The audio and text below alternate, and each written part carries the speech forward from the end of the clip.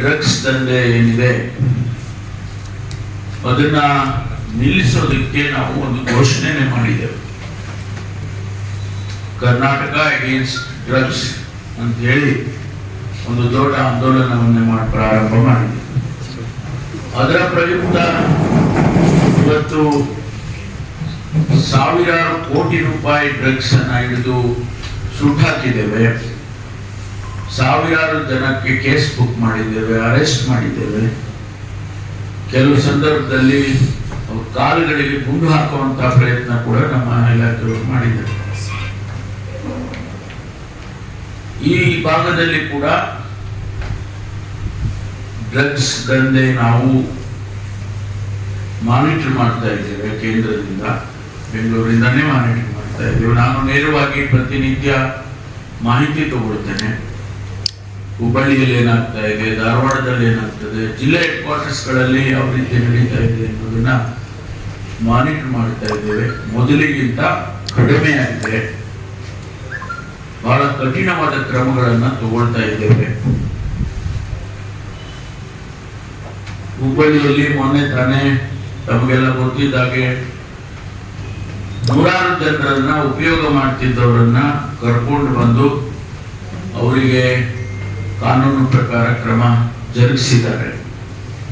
ಅದರಲ್ಲೂ ಕೂಡ ಅದಕ್ಕೂ ಟೀಕೆ ಬಂದಿದೆ. ನೀವು ಇವ್ರನ್ನೇ ಕರ್ಕೊಂಡು ಬಂದಿದ್ದೀರಾ, ಯಾಕೆ ಕರ್ಕೊಂಡು ಬಂದಿದ್ದೀರಾ, ನೀವು ಪೆಡ್ಲರ್ಸ್ ಹಿಡಿಯೋ ಬದಲು ಇವ್ರನ್ನೇ ಹಿಡಿತೀರಾ. ಆದ್ರೆ ಇವರು ಹಿಡಿಯೋದ್ರ ಮೂಲಕ ಪೆಡ್ಲರು ಸಿಗ್ತಾರೆ ಅನ್ನೋದು ಸಾಮಾನ್ಯವಾದ ಅರ್ಥ ಮಾಡ್ಕೊಳ್ತಕ್ಕಂಥದ್ದು. ಸುಮಾರು 200-300 ಜನ ಕರ್ಕೊಂಡು ಬಂದಿದ್ದಾರೆ. ಅದರಲ್ಲಿ ಟೆಸ್ಟ್ ಮಾಡಿದ್ರೆ 80% ಎಲ್ಲ ಪಾಸಿಟಿವ್ ಇದ್ದಾರೆ. ಅದರ ಮೂಲಕ ಇಲಾಖೆಯವರು ಯಾರು ಪೆಡ್ಲರ್ಸ್ ಇದ್ದಾರೆ ಅವ್ರನ್ನ ಹಿಡಿತಾರೆ. ನೆನ್ನೆ ರಾತ್ರಿ ಕೂಡ ಒಬ್ಬ ವ್ಯಕ್ತಿಯನ್ನ ಹಿಡಿದಿದ್ದಾರೆ. ಅವ್ರ ಹತ್ರನೂ ಕೂಡ ಕೆಜಿ ಗಟ್ಟಲೆ ಡ್ರಗ್ಸ್ ಸಿಕ್ಕಿದೆ, ಗಾಂಜಾ ಸಿಕ್ಕಿದೆ. ಹಾಗಾಗಿ ಇವತ್ತು ನಾವು ಅದರ ಬಗ್ಗೆ ವಿಶೇಷವಾದಂತ ಕಾರ್ಯಾಚರಣೆಯನ್ನ ಇಡೀ ರಾಜ್ಯದಲ್ಲಿ ಮಾಡ್ತಾ ಇದ್ದೇವೆ. ಕಡಿಮೆ ಆಗಿದೆ, ಡ್ರಗ್ಸ್ ದಂಧೆ ಕಡಿಮೆ ಆಗಿದೆ. ಇದರ ಜೊತೆಗೆ ಅವೇರ್ನೆಸ್ ಕ್ರಿಯೇಟ್ ಮಾಡಬೇಕು ಅಂತ ಹೇಳಿ ನಾವು ಇಡೀ ರಾಜ್ಯದಲ್ಲಿ ಎಲ್ಲಾ ಶಾಲಾ ಕಾಲೇಜುಗಳಿಗೆ ಪ್ರತಿ ತಿಂಗಳ ಹಿರಿಯ ಅಧಿಕಾರಿಗಳು ಹೋಗಿ ಮಕ್ಕಳಿಗೆ ಹೇಳಬೇಕು, ಅದರ ಡ್ರಗ್ಸಿನ ಅಪಾಯ ಹೇಳಬೇಕು, ಮತ್ತು ಯಾರು ಶಾಲಾ ಕಾಲೇಜುಗಳನ್ನ ನಡೆಸ್ತಾರೆ, ಪ್ರಿನ್ಸಿಪಾಲ್ಗಳು ಅಥವಾ ಮ್ಯಾನೇಜ್ಮೆಂಟ್ನವರು, ಅವರಿಗೆ ನಾವು ಜವಾಬ್ದಾರಿ ಮಾಡಬೇಕು. ಹಾಗೆ ಅಂತೇಳಿ ಈಗಾಗಲೇ ನಾವು ತೀರ್ಮಾನ ಮಾಡಿ ನಮ್ಮ ಅಧಿಕಾರಿಗಳು ಶಾಲಾ ಕಾಲೇಜುಗಳಿಗೆಲ್ಲ ಹೋಗ್ತಾ ಇದ್ದಾರೆ. ಈ ರೀತಿ ಕ್ರಮಗಳನ್ನು ತಗೊಂಡಿದ್ದೇವೆ. ಮತ್ತು ಸೈಬರ್ ಕ್ರೈಮು ಜಾಸ್ತಿ ಆಗಿದೆ. ಯಾಕೆ ಜಾಸ್ತಿ ಆಗಿದೆ ಅಂತ ಹೇಳಿದ್ರೆ, ನಮ್ಮಲ್ಲಿ 1-2 ಸೈಬರ್ ಸ್ಟೇಷನ್ ಇದ್ದದ್ದು. ಅವಾಗ ಯಾರು ರಿಜಿಸ್ಟರ್ ಮಾಡಕ್ಕಾಗ್ತಿರ್ಲಿಲ್ಲ, ಎಲ್ಲೂ ಕೂಡ ಸೈಬರ್ ಕೇಸಸ್ ನ ತಗೊಳ್ತಾ ಇರಲಿಲ್ಲ. ಈಗ 43 ಸೈಬರ್ ಸ್ಟೇಷನ್ಸ್ ಅನ್ನ ಮಾಡಿದ್ದೇವೆ. ಜಿಲ್ಲೆಗೊಂದೊಂದು ಸೈನ್ ಪೊಲೀಸ್ ಸ್ಟೇಷನ್ ಅಂತ ಮಾಡಿದ್ದೇವೆ. ಅವರಿಗೆ ರಿಜಿಸ್ಟರ್ ಮಾಡೋದಕ್ಕೆ ಅವಕಾಶ ಆಗಿದೆ. ಏನು ಫ್ರಾಡ್ಗಳು ನಡೆಯುತ್ತೆ, ಬ್ಯಾಂಕ್ ಫ್ರಾಡ್ ಇರ್ಬೋದು ಅಥವಾ ಬೇರೆ ಬೇರೆ ರೀತಿಯಲ್ಲಿ ಫ್ರಾಡ್ಗಳು ಇರ್ಬೋದು, ಬೇರೆ ಕ್ರೈಮ್ಸ್ ಸೈಬರ್ ಮೂಲಕ ಮಾಡ್ತಕ್ಕಂಥ ಕ್ರೈಮ್ಸ್ಗಳು, ಅವೆಲ್ಲವನ್ನು ತಡೆಗಟ್ಟೋದಕ್ಕೆ ರಿಜಿಸ್ಟರ್ ಮಾಡಿಕೊಡ್ತಾ ಇದ್ದೇವೆ. ಸ್ವಾಭಾವಿಕವಾಗಿ ಸಂಖ್ಯೆ ಜಾಸ್ತಿ ಆಗಿದೆ. ಆದರೆ ಬಹಳ ಒಂದು ಸಂತೋಷದ ವಿಚಾರ ಏನು ಅಂತ ಹೇಳಿದ್ರೆ, ಯಾರು ಈ ರೀತಿ ಫ್ರಾಡ್ ಮಾಡಿರ್ತಾರೆ, ಬ್ಯಾಂಕ್ಗಳಲ್ಲಿ ಅವರ ಅಕೌಂಟ್ ಹ್ಯಾಕ್ ಮಾಡ್ಕೊಂಡು ಹಣ ತಗೊಂಡಿರ್ತಾರೆ, ಆ ಥರದವ್ರನ್ನೆಲ್ಲ ಬಹಳಷ್ಟು ಕೇಸಸ್ ಅಲ್ಲಿ ಹಿಡಿದು ನಾವು ಹಣ ವಾಪಸ್ ಕೊಡಿಸಿದ್ದೇವೆ. 100 ಕೋಟಿ ರೂಪಾಯಿ ಹಣ ವಾಪಸ್ ಕೊಡಿಸಿದ್ದೇವೆ. ಮತ್ತು ಅಕೌಂಟ್ಸ್ ಅನ್ನ ಫ್ರೀಸ್ ಮಾಡಿ ಅವರಿಗೆ ಹಣ ಆಚೆ ಹೋಗದಾಗೆ ತಡೆದಿದ್ದೇವೆ. ಮತ್ತು ಇದು ಒಂದು ಭಾಗ ಆದ್ರೆ ಬೇರೆ ಬೇರೆ ಫೇಕ್ ನ್ಯೂಸ್ಗಳು ಮಾಡ್ತಕ್ಕಂಥವ್ರು, ಕ್ರಿಮಿನಲ್ ಮ್ಯಾಟರ್ಸ್ಗಳನ್ನ ಪೋಸ್ಟಿಂಗ್ಸ್ ಮಾಡಿ ಪ್ರಚೋದನೆ ಮಾಡ್ತಕ್ಕಂಥವ್ರು, ಇಂಥದ್ದನ್ನು ಎಲ್ಲನೂ ಕೂಡ ನಾವು ಹಿಡಿದಾಗ್ತಾ ಇದ್ದೇವೆ. ಇಷ್ಟೆಲ್ಲ ಮಾಡಿ ಕಾನೂನು ವ್ಯವಸ್ಥೆಯನ್ನ ಒಂದು ಹತೋಟಿಗೆ ತಂದಿದ್ದೇವೆ ಅನ್ನೋದನ್ನ ನಾನು ತಮ್ಮಲ್ಲಿ ಹಂಚಿಕೊಳ್ಳೋದಕ್ಕೆ ಬಯಸ್ತೇನೆ. ಹಾಗಾಗಿ ಕರ್ನಾಟಕದಲ್ಲಿ ಕಾನೂನು ವ್ಯವಸ್ಥೆ ಕೆಟ್ಟಿದೆ ಎನ್ನುವ ಮಾತು ಸುಳ್ಳು. ಶಾಂತಿಯಿಂದ ನಾವು ಗಣಪತಿ ದೇವಿ ಪೂಜೆ ಮಾಡ್ತೇವೆ, ಗಣಪತಿ ಹಬ್ಬ ಮಾಡ್ತಿದ್ದೇವೆ. ಯಾವ ಗಲಾಟೆ ಕೂಡ ಗಣೇಶನ ಉತ್ಸವದ ಸಂದರ್ಭದಲ್ಲಿ ಕರ್ನಾಟಕದಲ್ಲಿ ಆಗಿಲ್ಲ. ಅದೇ ರೀತಿ ರಂಜಾನ್ ಹಬ್ಬ ಬರುತ್ತೆ, ಇನ್ನೊಂದು ಹಬ್ಬ ಬರುತ್ತೆ, ಯಾರು ಕೂಡ ನಾವು ಆಗೋದಕ್ಕೆ ಬಿಟ್ಟಿಲ್ಲ. ಇದೆಲ್ಲವೂ ಕೂಡ ಶಾಂತಿಯಿಂದ ಇರಬೇಕು ಅಂತ ಹೇಳಿ ನಾವು ಕ್ರಮ ತಗೊಳ್ತಿದ್ದೀವಿ ಅನ್ನೋದನ್ನ ನಿಮ್ಮ ಜೊತೆ ಹಂಚ್ಕೊಳ್ಳೋದಕ್ಕೆ ಬಂದಿದ್ದೇನೆ. ಮಾನ್ಯ ದಿನೇಶ್ ಅವರು ಕೂಡ ಎರಡು ಮಾತಾಡ್ತಾರೆ ಅವರ ಇಲಾಖೆ ಬಗ್ಗೆ. ನನಗೇನಾದ್ರು ಪ್ರಶ್ನೆ ಇದ್ರೆ ಕೇಳ್ಬೋದು ಸರ್. ನೀವೀಗ ಕಮಿಷನ್ಗಳನ್ನ ನೇಮಕ ಮಾಡಿದ್ದೀರಿ. ಇಲ್ಲಿವರೆಗೆ ಕಮಿಷನ್ಗಳು ಕೊಟ್ಟಂತ ವರದಿಗಳನ್ನ ಎಷ್ಟು ವಿಧಾನಸಭೆ ಬೇರೆ ಯಾವ ಮುಖ್ಯಮಂತ್ರಿ ಕಮಿಷನ್ ಮಾಡಿ ಆಯ್ತಪ್ಪ, ಕಮಿಷನ್ ಈ ಕಮಿಷನ್ ಹಿಂದಿನ ಬಿಡಿ, ಈ ಕಮಿಷನ್ ಅಲ್ಲಿ ಬೇಗ ರಿಪೋರ್ಟ್ ಕೊಟ್ರು, ಆಪಾದನೆ 1, 2, 3 ಕೊಟ್ರು, ಅವ್ರ ಮೇಲೆ ಆಕ್ಷನ್ ಆಗ್ಬೇಕಲ್ವಾ? ಆಕ್ಷನ್ ಆಗೋದಕ್ಕೆ ಅವ್ರು ಕೊಟ್ಟಂತ ಇದನ್ನ ನೀವು ಎಷ್ಟು ಹಿಂದಿದ್ದಕ್ಕೆ ನಾನು I am not answerable. I am answerable to only to this. Sir ಇಷ್ಟು ಧೈರ್ಯ ಇರುವಾಗ ಸಿಬಿಐ ಕೂಡ ಸರ್ಕಾರ ಕೊಡಬೇಕು. ವೈ ಸಿಬಿಐ 175 ಕೇಸಸ್ ಸಿಬಿಐ ನಲ್ಲಿ ಬಿದ್ದಿದೆ ನಮ್ಮ ರಾಜ್ಯದ್ದು. ಇಲ್ಲಿ ತನಕ ಒಂದು ಕೂಡ ಮಾಡಿಲ್ಲ ಸರ್. ಇಲ್ಲಿ ಪ್ರಶ್ನೆ ಕೊಡ್ಬೇಕಾ? 175 cases are pending before CBI. ರಾಜ್ಯ ಸರ್ಕಾರ. ಹೌದು, ಅವ್ರೇನ್ ಹೇಳ್ತಾ ಇದ್ರು ಬಿಜೆಪಿ ಅವರು? ಸಿಬಿಐ ಅಂದ್ರೆ ಚೋರ್ ಬಚಾವೋ ಸಂಸ್ಥೆ, ಕಾಂಗ್ರೆಸ್ ಬಚಾವೋ ಸಂಸ್ಥೆ, ಇವೆಲ್ಲ ಹೇಳಿದವರು ಯಾರಪ್ಪ? ಈಗ ಸಡನ್ ಆಗಿ ಸಿಬಿಐ ಒಳ್ಳೆದಾಗುತ್ತಾ? ಸರ್, ಇಲ್ಲಿ ಅವರು ಪ್ರಶ್ನೆ ಮಾಡ್ತಿರೋದು ಕಾಂಗ್ರೆಸ್ ಹಿಂದುಳಿದವರು ಅಲ್ಪಸಂಖ್ಯಾತರ ಅವರ ಹೆಸರು ಹೇಳಿ ಅಧಿಕಾರಕ್ಕೆ ಬಂದಿದ್ದು, ಅದೇ ಎಸ್ ಟಿ ಅವರ ಹಣವನ್ನು ದುರುಪಯೋಗ ಪಡಿಸ್ಕೊಂಡ್ರು. ನೋಡಿ, ಉಪಯೋಗ ದುರುಪಯೋಗ ಅದು ಬೇರೆ ವಿಚಾರ. ಕಾಂಗ್ರೆಸ್ ಬಂದಿದ್ದು ಕರ್ನಾಟಕ, ನೀವು ಹೇಳ್ದಂಗೆ ನಾವು ಅವ್ರ ಹೆಸರು ಹೇಳ್ಕೊಂಡೇ ಬಂದಿದ್ದೀವಿ. ತಪ್ಪೇನಿದೆ? 24% ರಿಸರ್ವೇಶನ್ ಕೊಟ್ಟವಲ್ಲ, ಇದು ಹಣಕಾಸಿನಲ್ಲಿ ಕೊಟ್ಟಿದ್ದೀವಲ್ಲ, ಅದಕ್ಕೆ ಆಗಿಲ್ವಾ? ಪ್ರೋಗ್ರಾಮ್ಸ್ ಕೊಟ್ಟಿದ್ದೀವಲ್ಲ, ಅದಕ್ಕಾಗಿಲ್ವಾ? ಎಂಪ್ಲಾಯ್ಮೆಂಟ್ ಇದರಲ್ಲಿ ಪ್ರಮೋಷನ್ಸ್ ನಲ್ಲಿ ರಿಸರ್ವೇಶನ್ ಕೊಟ್ಟಿದ್ದೀವಿ, ಅದಕ್ಕಾಗಿಲ್ವಾ? We have done so many things for SCs and OBCs and minorities. Yes. Sir, they are the people who requires lot of encouragement. ಅದನ್ನ ತಿಳ್ಕೊಂಡೆ ಮಾಡಿದ್ದೀವಿ. ಸರ್, ಹಾಗೆ ದಲಿತ ಸಿಎಂ ಕೂಡ ಕೊಡ್ಲಿ ಅಂತ ಆಗ್ರಹ. ಇಷ್ಟೆಲ್ಲ SC ಕೊಟ್ಟಿದೆ. ಅಲ್ಲಲ್ಲ, ಕಾಂಗ್ರೆಸ್ ನಿಮ್ಮ ಕಾರ್ಯಕರ್ತರು ಕೇಳ್ತಾ ಇದಾರೆ, ನಿಮ್ಮ ಅಭಿಮಾನಿಗಳು ಕೇಳ್ತಾ ಇದಾರೆ. ನಿನ್ನ ಘೋಷಣೆ ಕೂಡ ಕೂಗಿದ್ರು. ಇರುತ್ತೆ, ಅವರ ಆಸ್ಪಿರೇಷನ್ಸ್ ಇರ್ಬೋದು. ನಮಗೆ ಒಳ್ಳೆ ಕಥೆ ಆಯ್ತಾರೆ. ರಾಜಕಾರಣ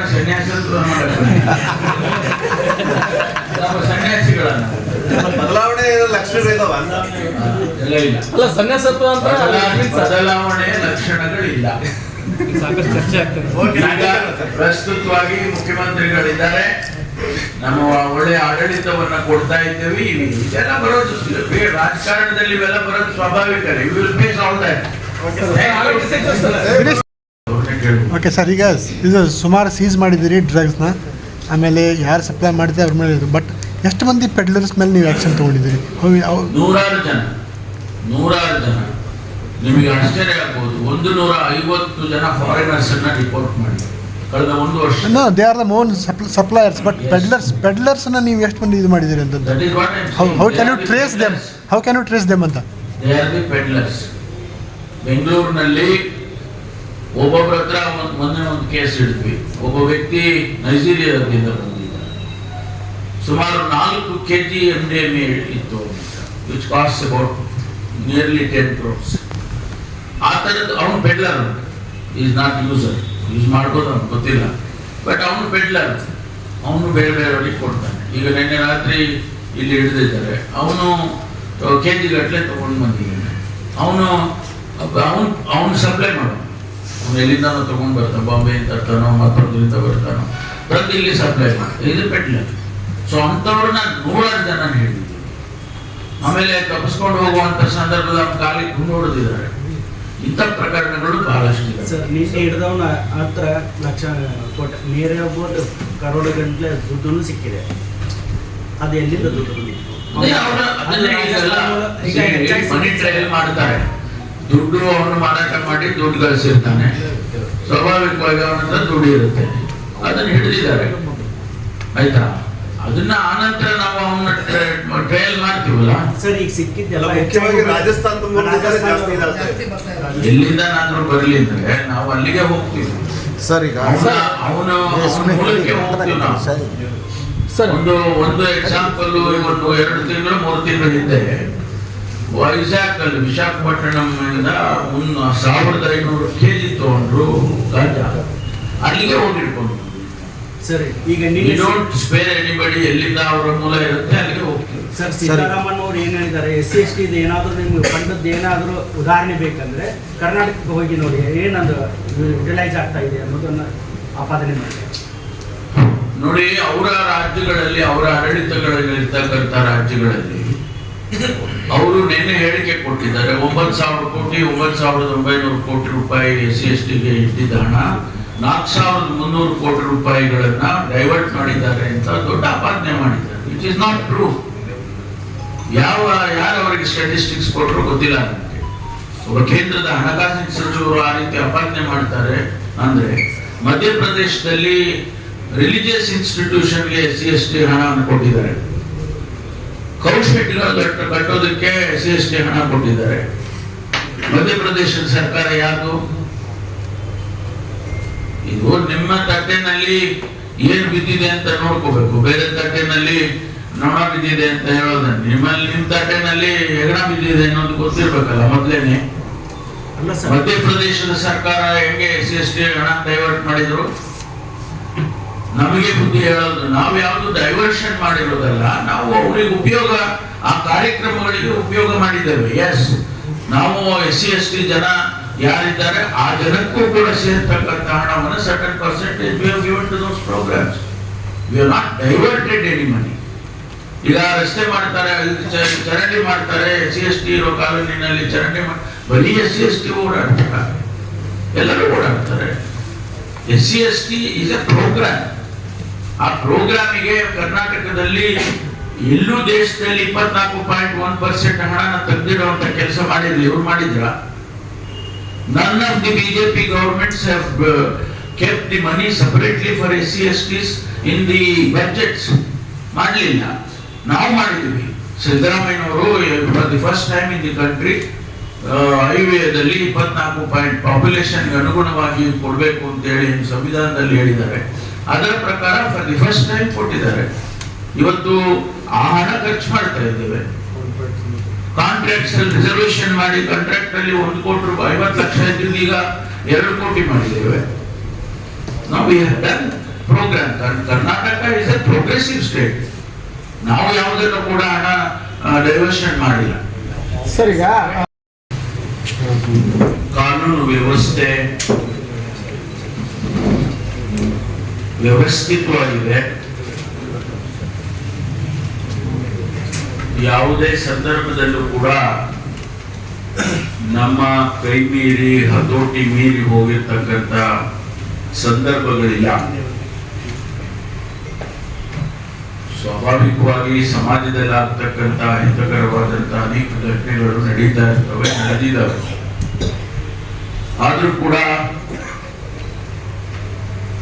ಮೊನ್ನೆ ಕೇಂದ್ರದ ಹಣಕಾಸಿನ ಸಚಿವರು ಬೆಂಗಳೂರಿಗೆ ಬಂದು ಕಾನೂನು ವ್ಯವಸ್ಥೆ ಕರ್ನಾಟಕದಲ್ಲಿ ಕೆಟ್ಟಿದೆ, ಆ ಕಾರಣಕ್ಕಾಗಿ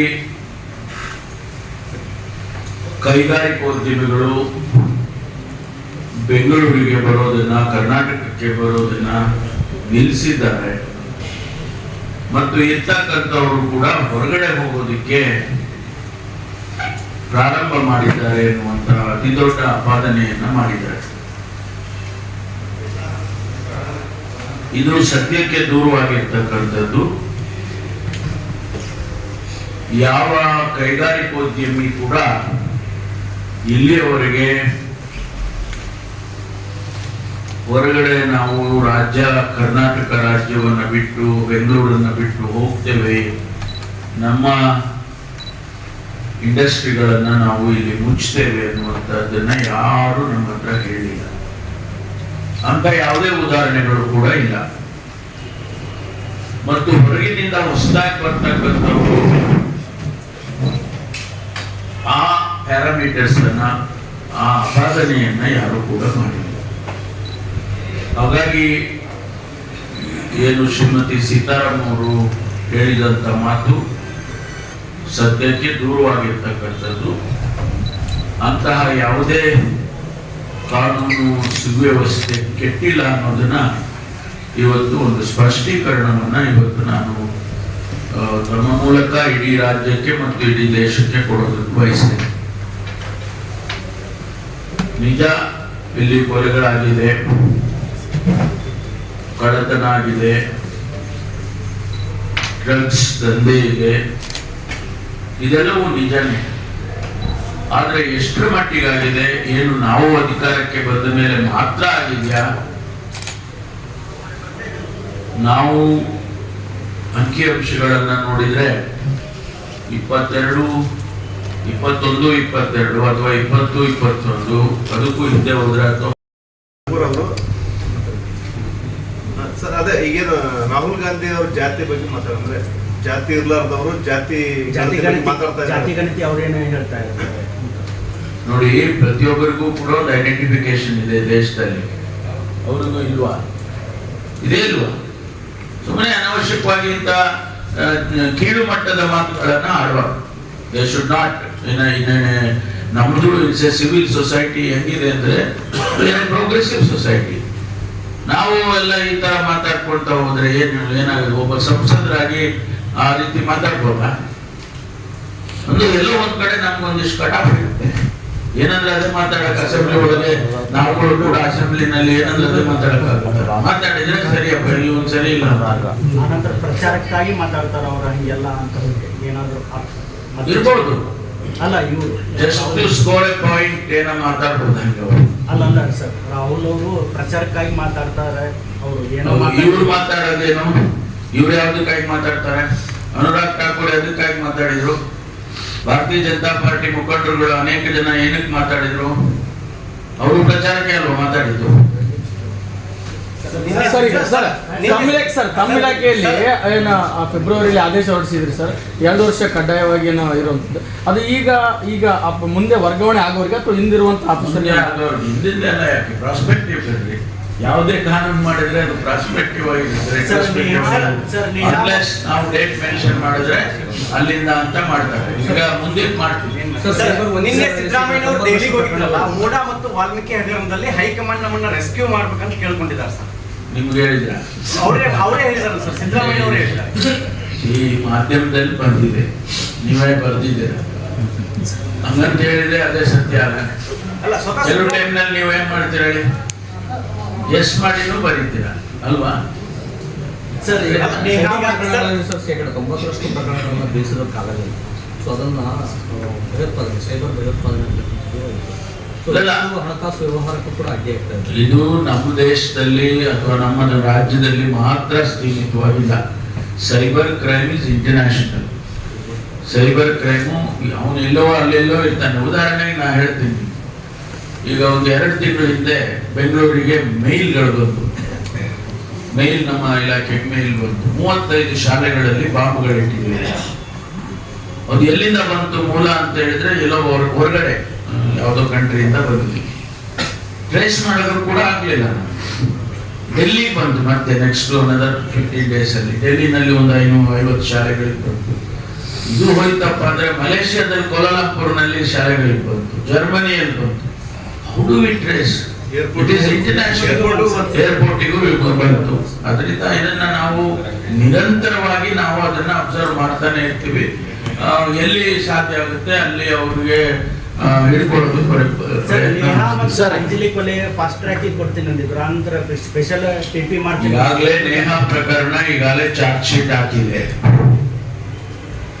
ಆಮೇಲೆ ಅಂಜಲಿದು ಈಗ ಇನ್ನೂ ಕೂಡ ಫೈನಲ್ ಆಗಿಲ್ಲ ಇನ್ವೆಸ್ಟಿಗೇಷನ್. ಅದ್ರ ಬಗ್ಗೆ ಇನ್ನೊಂದಷ್ಟು ಮಾಹಿತಿಗಳನ್ನ ಸಂಗ್ರಹಣೆ ಮಾಡಿ ವೆರಿ ಸೂನ್, ಆದಷ್ಟು ಶೀಘ್ರವಾಗಿ ಚಾರ್ಜ್ ಶೀಟ್ ಮಾಡ್ತಾರೆ. ಅದಾದ್ಮೇಲೆ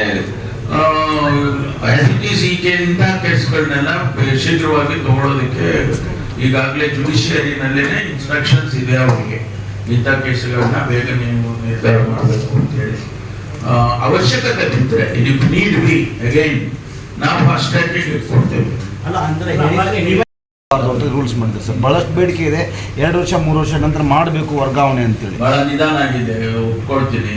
ಹಿಂದಿನ ಸರ್ಕಾರ ಕೂಡ ಅದರ ಬಗ್ಗೆ ಕ್ರಮ ತಗೊಳ್ಳಿಲ್ಲ. ಆಮೇಲೆ PSI ಹಗರಣ ಆಗಿದ್ದು ಆ ಸಂದರ್ಭದಲ್ಲೇ. ನಾರ್ಮಲ್ ಕೋರ್ಸಲ್ಲಿ ನಾನು ಹಿಂದೆ ಇದ್ದಾಗ ರೆಕ್ರೂಟ್ ಮಾಡಿದ್ದು, PSI ರೆಕ್ರೂಟ್ ಮಾಡಿದ್ದು. ಅವಾಗ ಯಾವ ಹಗರಣಗಳು ಆಗಿರಲಿಲ್ಲ. ಇದು ಹಿಂದೆ ಸರ್ಕಾರ ಇದ್ದಾಗ ಆಯಿತು. ಈಗ ನಾವು ಅದನ್ನೆಲ್ಲ ಕೋರ್ಟಿಗೆ ಹೋದ್ರು, ಅವ್ರನ್ನೆಲ್ಲ ಕೇಸಸ್ ಬುಕ್ ಮಾಡಿದ್ವಿ. DGP ಅಂತ ಅಧಿಕಾರಿನೇ ಅರೆಸ್ಟ್ ಮಾಡಿ ನಾವು ಅವ್ರ ಮೇಲೆ ಕ್ರಮ ತಗೊಂಡ್ವಿ. ಈಗ ಅವರು ಬೇಲ್ನಲ್ಲಿ ಇದ್ದಾರೆ. ಈಗ ಅದಕ್ಕೆ 3 ನೋಟಿಫಿಕೇಶನ್ ಇಶ್ಯೂ ಮಾಡಿದ್ದಾರೆ. ಒಂದು 2020ನಲ್ಲಿ ಫಸ್ಟ್ ನೋಟಿಫಿಕೇಶನ್ ಆಗಿದೆ, ಆಗ BJP ಸರ್ಕಾರನೇ ಇತ್ತು. 2022ನಲ್ಲಿ ಮತ್ತೊಂದು ನೋಟಿಫಿಕೇಶನ್ ಮಾಡಿದ್ದಾರೆ, ಆಗಲೂ BJP ಸರ್ಕಾರ ಇತ್ತು. ಮತ್ತೆ 23 ಬಂದಾಗ 23 ನಾವು ಅಧಿಕಾರಕ್ಕೆ ಬರೋಕ್ಕೆ ಮುಂಚೆ ಮತ್ತೊಂದು ನೋಟಿಫಿಕೇಶನ್ ಮಾಡಿದ್ದಾರೆ, ಆಗಲೂ ಕೂಡ BJP ಸರ್ಕಾರ ಇತ್ತು. ಈ 3 ನೋಟಿಫಿಕೇಶನ್ ಅಲ್ಲಿ ಯಾರಿಗೆ ಯಾವ ನೋಟಿಫಿಕೇಶನ್ ಕನ್ಸಿಡರ್ ಮಾಡಬೇಕು, ಅದರ ವಿರುದ್ಧವಾಗಿ ಪಾಪ ಅವರು ಸೆಲೆಕ್ಟ್ ಆದಂಥವ್ರು ಹೋಗಿದ್ದಾರೆ. ನಾನು ಬಂದ ಮೇಲೆ ಅದನ್ನೆಲ್ಲ ಸ್ವಲ್ಪ ಬಿಡಿಸಿ ಎಕ್ಸಾಮ್ ಮಾಡಿಸಿ, ಕೋರ್ಟಿಂದ ಪರ್ಮಿಷನ್ ತಗೊಂಡು ಎಕ್ಸಾಮ್ ಮಾಡಿಸಿದ್ದು. ಎಕ್ಸಾಮ್ ಆಗಿ ಈಗೆಲ್ಲ ಫಲಿತಾಂಶನೂ ಕೂಡ ಬಂದಿದೆ. ಈಗ ಅದನ್ನ ಅನೌನ್ಸ್ ಮಾಡಬೇಕು. ಆ ಸಂದರ್ಭದಲ್ಲಿ ಈಗ ನಾವು 371J ಆರ್ಟಿಕಲ್ 371Jಗೆ ಕಲ್ಯಾಣ ಕರ್ನಾಟಕಕ್ಕೆ ರಿಸರ್ವೇಶನ್ ಬಗ್ಗೆ ಮತ್ತೆ ಪ್ರಶ್ನೆ ಎತ್ತಿದ್ದಾರೆ. ಯಾರು? ಈ ನಮ್ಮ ಅಪ್ಲಿಕೆಂಟ್ಸೇ. ಅದಕ್ಕೋಸ್ಕರ ಅದನ್ನ ಬಗೆಹರಿಸಬೇಕು ಅಂತ ಹೇಳಿ ಈಗಾಗಲೇ ನಾವು ತೀರ್ಮಾನ ಮಾಡಿದ್ದೇವೆ. Very soon, may be I don't know the time frame, but ಆದಷ್ಟು ಶೀಘ್ರವಾಗಿ within A month also we will decide that and announce the results. Sir, ಅದೇ PSIಗಳ ವರ್ಗಾವಣೆ ಸರ್, 7 ವರ್ಷಕ್ಕೆ ಒಂದು ರೂಲ್ಸ್ ಇದೆ, ಅದನ್ನು ಬದಲಾವಣೆ ಮಾಡಬೇಕು ಅಂತ ಬಹಳಷ್ಟು ಕೂಗು ಕೇಳಿ ಬರ್ತಿದೆ. ಯಾವುದು ಕಾನ್ಸ್ಟೇಬಲ್ಸ್ ಅಲ್ಲ, PSI ನಾರ್ಮಲ್ ಕೋರ್ಸ್ ಎಲ್ಲ ಆಗುತ್ತೆ. ನಾವು ಆ ವರ್ಗಾವಣೆಯನ್ನ PSI ವರ್ಗಾವಣೆಯನ್ನೆಲ್ಲ ನಾವು ನಮ್ಮ IG ಗಳಿಗೆ ಕೊಟ್ಟಿದ್ದೇವೆ. ನಾವು ಅಲ್ಲಿಂದ ರಾಜ್ಯದಿಂದ ಸರ್ಕಾರ ಮಾಡಿದ್ರೆ ಆಗಲ್ಲ ಸರ್. ಈಗ ಒಂದು ಡಿವಿಷನ್ಗೆ ಅವ್ರು 7 ವರ್ಷ ಹೋಗಿ 1 ಡಿವಿಷನ್ ಬಂದ್ರೆ 7 ವರ್ಷ ಅಲ್ಲೇ ಇರಬೇಕು. ಒಂದು ರೇಂಜಿಗೆ ಅದನ್ನ ಚೇಂಜ್ ಮಾಡಬೇಕು ಅಂತೇಳಿ ರೇಂಜ್ ಅಲ್ಲಿ ಅದನ್ನೇ ಹೇಳ್ಕೊಟ್ಟೆ. ರೇಂಜ್ ವಿದಿನ್ ದಿ ರೇಂಜ್ ಆದ್ರೆ IG ಗಳಲ್ಲಿ ಮಾಡ್ತಾರೆ. ರೇಂಜ್ ಟು ರೇಂಜ್ ಹೋಗ್ಬೇಕಂದ್ರೆ ಸರ್ಕಾರಕ್ಕೆ ಹೋಗ್ಬೇಕು. ಅಂತ ಕೇಸಸ್ ಅನ್ನ ರೇಂಜ್ IG ನಮ್ಗೆ ಕಳಿಸ್ಕೊಟ್ಟಾಗ ನಾವು ಅದನ್ನ ಕನ್ಸಿಡರೇಷನ್ ತಗೊಂಡು ಅಲ್ಲಿನ ಸಾಧ್ಯತೆಗಳನ್ನ ಸಾಧಕ ಬಾಧಕಗಳನ್ನ ನೋಡಿ ಮಾಡ್ತೀವಿ. ಅವರಿಂದ ಬರಬೇಕು ಸರ್ಕಾರಕ್ಕೆ, ಅದರ ರೆಕಮೆಂಡೇಶನ್ಸ್ ಬಂದ ಮೇಲೆ ಮಾಡ್ತೀವಿ. ನಾವು ನಾರ್ಮಲ್ ಕೋರ್ಸಲ್ಲಿ IG ವಿದಿನ್ ದಿ ರೇಂಜ್ ಅಲ್ಲಿ ಮಾಡ್ಕೊಂತಾರೆ. ಸರ್, ಇಶ್ಯೂ ಇರೋದು ರೇಂಜ್ ಟು ರೇಂಜ್ ಹೋಗ್ಬೇಕಂದ್ರೆ 7 ಇಯರ್ಸ್ ಆ ರೇಂಜ್ ಅಲ್ಲಿ ಅವ್ರು ಸರ್ವಿಸ್ ಮಾಡಲೇಬೇಕು. ಅದಾದ ನಂತರ ಅನ್ನೋದಿದೆ, ಅದನ್ನ ಏನಾದ್ರು ರಿಲ್ಯಾಕ್ಸ್ ಮಾಡಿ ಈಗ ಸದ್ಯಕ್ಕೆ ಯಾವುದು ಮಾಡಕ್ ಹೋಗಲ್ಲ. ರಿಲ್ಯಾಕ್ಸೇಷನ್ ಕೊಡ್ತೀರಾ ಹೇಗೆ? ಈಗ ಸದ್ಯಕ್ಕೆ ಯಾವುದು ಮಾಡಕ್ ಹೋಗಲ್ಲ. ಸರ್, ಗಾಂಜಾ ವಿಷಯದಲ್ಲಿ ಬಹಳಷ್ಟು ಪೊಲೀಸ್ ಒಳ್ಳೆ last question sir last question sir, ಗಾಂಜಾ sir last question sir.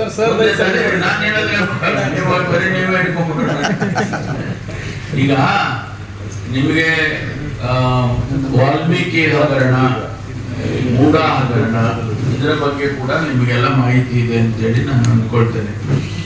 Valmiki ಹಗರಣದಲ್ಲಿ ಈಗಾಗಲೇ ನಾವು ಸರ್ಕಾರ ನಮಗೆ ಈ ಮಾಹಿತಿ ಬಂದ ಮೇಲೆ ಗೊತ್ತಾದ ಮೇಲೆ, ಏನು ಚಂದ್ರಶೇಖರ್ ಸೂಸೈಡ್ ಮಾಡ್ಕೊಂಡ್ಮೇಲೆ ಸೂಸೈಡ್ ನೋಟ್ನಲ್ಲಿ ರೆಫರೆನ್ಸ್ ಏನಿತ್ತು ಆ ಆಧಾರದ ಮೇಲೆ ಇಮಿಡಿಯೇಟ್ ಆಗಿ ನಾವು SIT ಫಾರ್ಮ್ ಮಾಡಿ, ರಾಜ್ಯ ಸರ್ಕಾರ ಯಾರಿದ್ದಾರೋ ಯಾರಿಲ್ವೋ ಏನಾಯ್ತು ಅದೇನು ನಾವು ಊಹೆ ಮಾಡದೆ SIT ಮಾಡಿದ್ರು. CIDಯಿಂದ SIT ತನಿಖೆ ಮಾಡ್ತಾ ಇದೆ.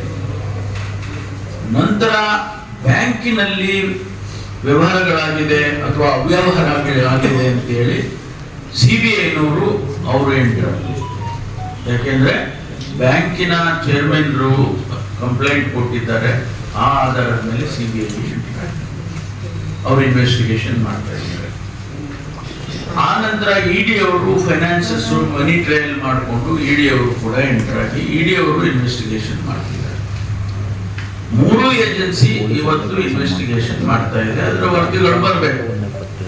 ಈ ಮಧ್ಯೆ ಮಾನ್ಯ ಮುಖ್ಯಮಂತ್ರಿಗಳು ಇನ್ವಾಲ್ವ್ ಆಗಿದ್ದಾರೆ, ಇನ್ನೊಬ್ಬರು ಇನ್ವಾಲ್ವ್ ಆಗಿದ್ದಾರೆ ಹಾಗೆ ಅಂತೇಳಿ ಸುಮ್ಮನೆ ಅನವಶ್ಯಕವಾದ ಆಪಾದನೆ. ಈ ವಿಷಯ ಗೊತ್ತಾದ ಮೇಲೆ ಮುಖ್ಯಮಂತ್ರಿಗಳು ಸಂಬಂಧಪಟ್ಟ ಸಚಿವರನ್ನ ಅವರು ಇನ್ವಾಲ್ವ್ ಆಗಿದ್ದಾರೋ ಇಲ್ವೋ ವಿದೌಟ್ ಇವನ್ ನೋಯಿಂಗ್ ಈ ask the resignation of the minister concern.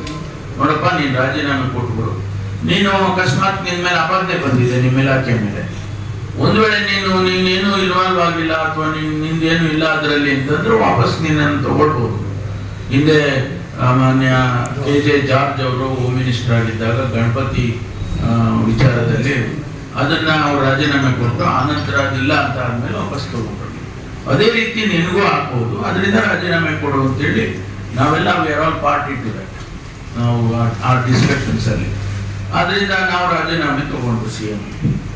ಈಗ ಇನ್ವೆಸ್ಟಿಗೇಷನ್ ನಡೀತಾ ಇದೆ. ಈ ಮಧ್ಯೆ ಅವರು CBIನವರು EDನವರು ಅವರನ್ನು ಕೂಡ ಕಸ್ಟಡಿ ತಗೊಂಡು ಅವರಿಗೆ ಇನ್ವೆಸ್ಟಿಗೇಟ್ ಮಾಡಿ ಸ್ಟಿಲ್ ಇನ್ ದಿ ಕಸ್ಟಡಿ. ಯಾರು ಮಿನಿಸ್ಟರ್, ಎಕ್ಸ್ ಮಿನಿಸ್ಟರ್. ಸೊ ಈಗ ಅದು ನಡೀತಾ ಇದೆ. What way a chief minister is directly involve? Yes, moral responsibility ಒಬ್ಬ ಹೆಡ್ ಆಫ್ ದಿ ಸ್ಟೇಟ್ ಅಂದಾಗ ಬರುತ್ತೆ, ಸ್ವಾಭಾವಿಕವಾಗಿ ಬರ್ತದೆ. ಅದು ಒಂದು ಪಾರ್ಟ್. ಕೂಡ ಹಗರಣದಲ್ಲಿ ಕೂಡ chief minister himself has clarified I have nothing to do with it. ಯಾವ ಫೈಲಿಗೆ ಸೈನ್ ಹಾಕಲಿಲ್ಲ, ಯಾವ್ದು ಡೈರೆಕ್ಷನ್ ಕೊಡಲಿಲ್ಲ.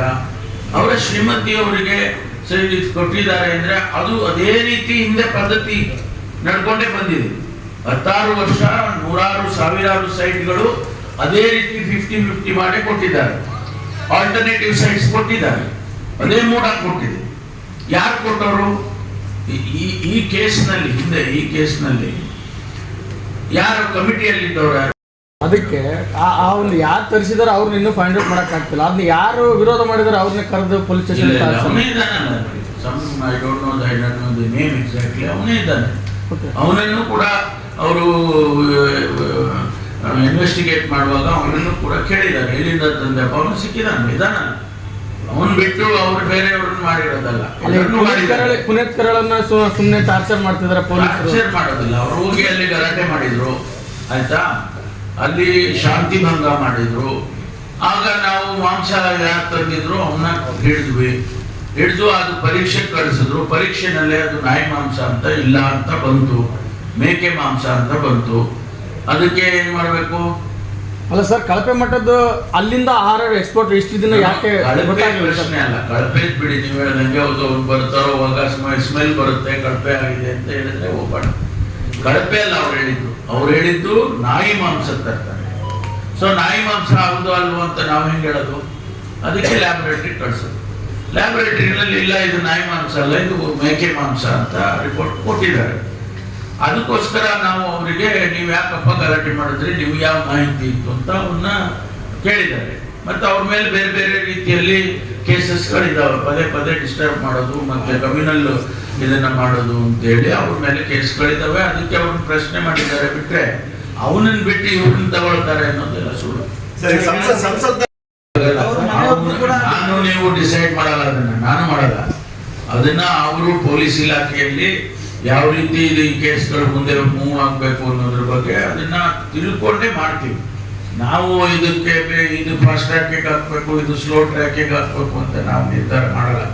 ಬಟ್ ಇಂಥದ್ದು ಪ್ರಕರಣಗಳು ಬಂದಾಗ ಎವ್ಯಾಲ್ಯೂಯೇಟ್ ಮಾಡ್ತಾರೆ.